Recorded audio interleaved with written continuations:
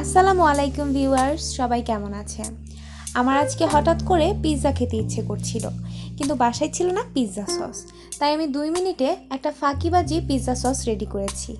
আর খেতে পিৎজা সসটা একদম হুবহু আসল পিৎজা সসের মতোই হয়েছে।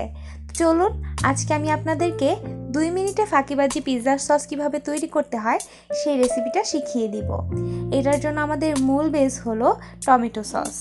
তো চলুন এখন আমরা শিখে নিই কীভাবে এই সসটা তৈরি করতে হবে।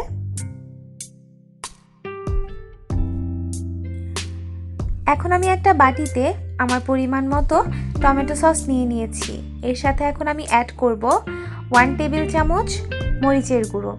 আপনারা আপনাদের স্বাদ মতো বা যতটুকু ঝাল খেতে চান সে অনুযায়ী অ্যাড করতে পারেন।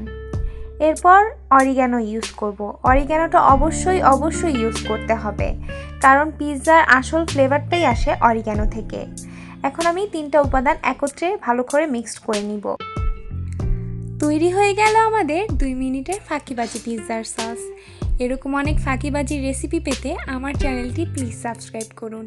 লাইক, কমেন্ট, শেয়ার করতে ভুলবেন না কিন্তু। আজকের মতো আল্লাহ হাফেজ।